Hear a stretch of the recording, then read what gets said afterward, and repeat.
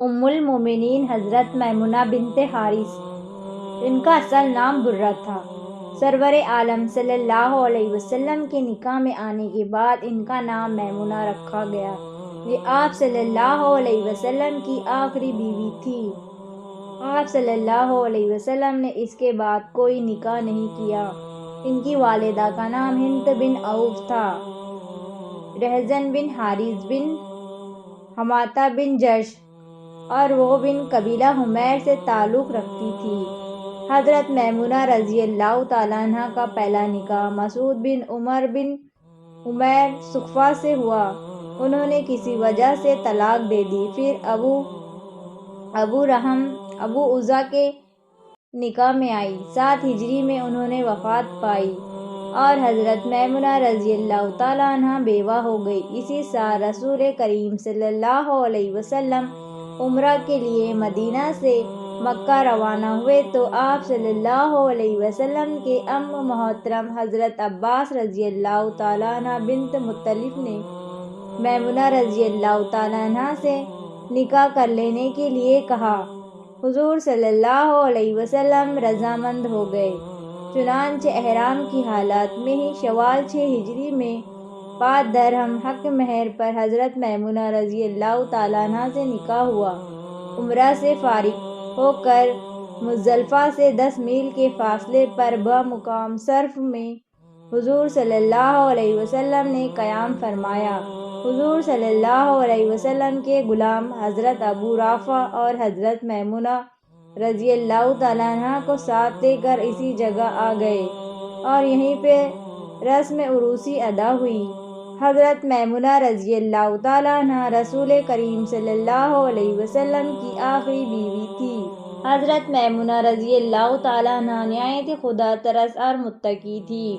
حضرت عائشہ صدیقہ رضی اللہ تعالیٰ عنہ نے ان کے بارے میں فرمایا، میمونہ رضی اللہ تعالیٰ عنہ ہم سب میں سے زیادہ خدا سے ڈرنے والی اور صلہ رحم کا خیال رکھنے والی تھی۔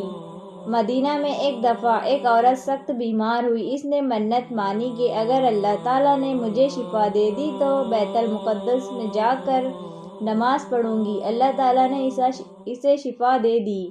اس نے اپنی منت پوری کرنے کے لیے بیت المقدس جانے کا ارادہ کیا اور سفر پر روانہ ہونے سے قبل حضرت میمونہ رضی اللہ تعالیٰ عنہ سے رخصت ہونے آئی تو تمام ماجرا بیان کیا۔ حضرت میمونہ رضی اللہ تعالیٰ عنہ نے انہیں سمجھایا کہ مسجد نبوی میں نماز پڑھنے کا ثواب دوسری مساجد میں نماز پڑھنے کے ثواب سے 1000 گنا زیادہ ہے۔ تم بیت المقدس جانے کی بجائے مسجد نبوی میں نماز پڑھ لو، ثواب بھی زیادہ ہوگا اور منت بھی پوری ہو جائیں گی۔ مسجد نبوی اللہ کو بیت المقدس سے زیادہ محبوب ہے۔ ایک دفعہ حضرت میمونہ رضی اللہ تعالیٰ عنہ کا ایک قریبی رشتہ دار ان کی خدمت میں حاضر ہوا۔ اس کے منہ سے شراب کی بو آ رہی تھی۔ وہ سخت غضبناک ہوئی اور اسے سختی سے جھڑک کر کہا، آئندہ کبھی میرے گھر میں قدم نہ رکھنا۔ ایک دفعہ انہوں نے ایک لونڈی کو رائے خدا میں آزاد کر دیا۔ حضور صلی اللہ علیہ وسلم کو معلوم ہوا تو حضور صلی اللہ علیہ وسلم نے فرمایا، خدا تم کو جزا دے۔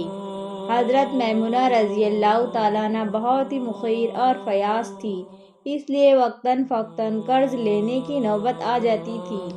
ایک دفعہ بہت زیادہ رقم قرض لے لی۔ کسی نے پوچھا، ام المومنین اتنی زیادہ رقم کی واپسی کی کیا صورت ہوگی؟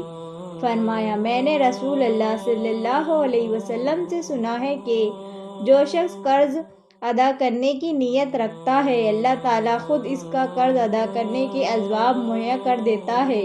حضرت میمونہ رضی اللہ تعالیٰ عنہ 51 ہجری میں شرف کے مقام پر جہاں ان کی رسم عروسی ادا ہوئی تھی وہیں وفات پائی۔ جب جنازہ اٹھایا گیا تو حضرت عبداللہ بن عباس نے فرمایا، جنازے کو زیادہ حرکت نہ دو، یہ رسول کریم صلی اللہ علیہ وسلم کی رفیق حیات تھی، ادب کے ساتھ آہستہ آہستہ چلو۔ حضرت عبداللہ بن عباس رضی اللہ تعالیٰ عنہ نے نماز جنازہ خود پڑھائی اور قبر میں اتارا۔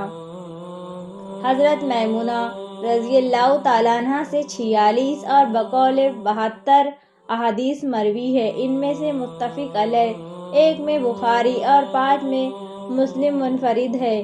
ان کے راویوں میں حضرت عبداللہ بن عباس رضی اللہ تعالیٰ عنہ، عبداللہ بن شہادہ رحمۃ اللہ علیہ، عبد الرحمن بن صائب رحمۃ اللہ علیہ اور عبید اللہ الخوانی رحمۃ اللہ علیہ، عطا بن یسار رحمۃ اللہ علیہ وغیرہ شامل ہے۔ حضرت عباس رضی اللہ تعالیٰ عنہ کی بیوی حضرت ام فضل حضرت میمونہ رضی اللہ تعالیٰ عنہ کی حقیقی بہن تھی۔ اس رشتے سے حضرت عبداللہ بن عباس ان کے بھانجے تھے۔